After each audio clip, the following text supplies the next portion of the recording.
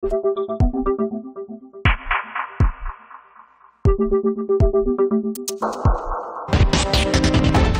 susunod na linggo, posibleng ihain ni Senator Bato de la Rosa ang resolusyon na layong ipabasura ang impeachment complaint laban kay Vice President Sara Duterte kahit hindi ito dumaraan sa paglilitis.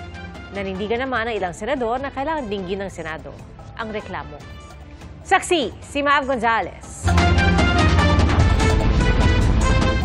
June 11 magsisimula ang impeachment proceedings laban kay Vice President Sara Duterte. Pero hindi pa man nagsisimula, may kumalat na sa Senado na draft resolution na layong ibasura ang impeachment complaint nang hindi dumaraan sa paglilitis. Wala itong pirma at pangalan ng may akda. Si Senador Bato de la Rosa na kilalang kaalyado ng mga Duterte, patay mali siya nung una. Pero inamin din niya kalaunan na siya ang nasa likod ng draft resolution. Nakasaad dito na dahil hindi pwedeng tumawid sa susunod na 20th Congress ang impeachment trial ng bise at wala ng oras para talakayin ang articles of impeachment dahil pa-adjourn na sila sa June 13, dahil na rin sa timing ng pag-transmit ng Kamara sa kanila ng impeachment complaint, dapat anila ideklara ng Senado ang de facto dismissal ng impeachment case laban kay Duterte. Pero kung pwede tanungan, ano konsulta?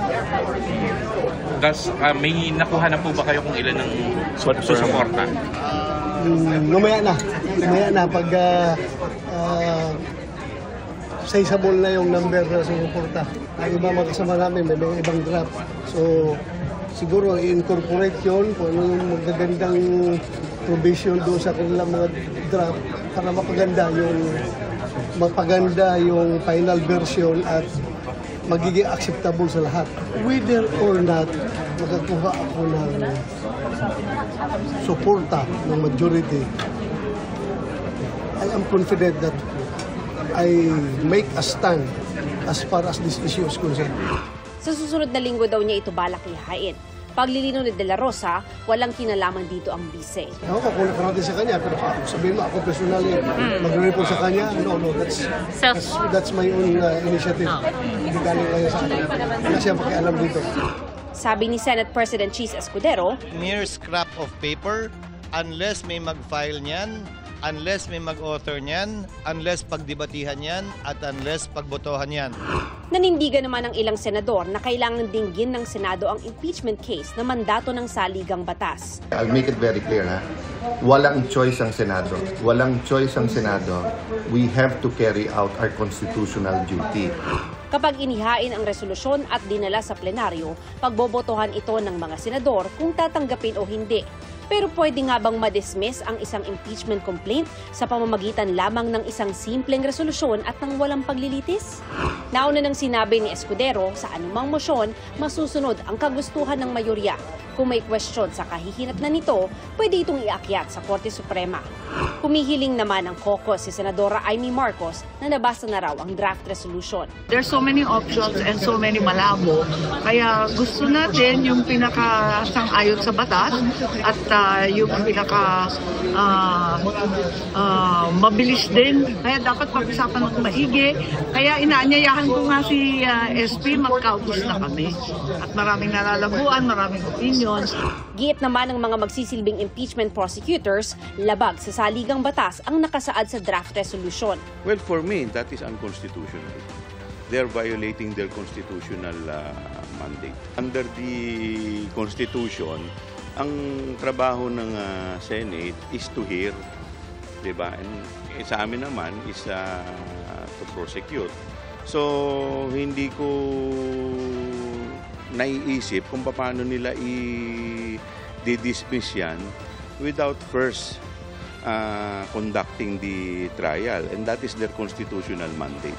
Kung ito naman ay babaliwalain by mere resolution, tingin ko parang hindi naman maganda. They have to explain it to the people. To the senators, enough with the dribbling. You are not the spectators. You are the court. Let the trial begin and let the evidence be laid bare. Ang kampo naman ni Vice President Duterte, kinukwestiyon kung pwede bang ipagpatuloy sa 20th Congress ang impeachment trial na nagsimula sa 19th Congress. Kina-question din namin yan, yung pag-crossover from the 19th to the 20th Congress. Pero nang usisain ang bise sa detalye ng kanyang stratehiya, Yung lawyers ko na lang magsalita, ma'am, kasi papagalitan na naman ako nila. Papagalitan na naman ako noon, ma'am, ng mga lawyers ko. So, tanong natin yung lawyers. Ang pagkakaintindi ko ay madaming procedural lapses na nangyari na labag sa Constitution. ang Malacanang muling iginiit na hindi nakikialam sa proseso si Pangulong Bongbong Marcos. Sagot niya ito sa pahayag ni Kabataan Representative Raul Manuel. Bakit ba siya nagbe-medal dito? Dahil ba may mga issue din siya na ayaw niyang maungkat?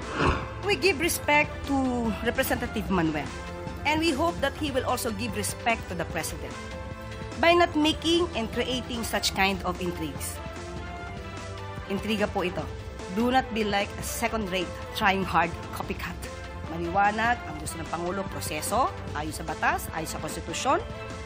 At gugustuhin po ba niya na ni Representative Manuel na lumabas na ang Pangulo ay nagdidikta sa Senado, at maipakitang isang rubber stamp lamang ang Senado. Hindi natin gugustuhin yun. Nagsama-sama naman kanina ang iba't ibang civil society organizations na naghain ng impeachment complaint laban sa bise. Bit-bit nila ang peach ribbons na nangangahulugan umano na ituloy ang impeachment proceedings. Ayon sa Tindig Pilipinas, simula sa susunod na linggo, asahan na raw ang mga pagtitipon at pagmarcha ng grupo para kalampagin ang Senado na umpisahan na ang impeachment trial ni VP Sara. Ang mga pamilya ay natukhang.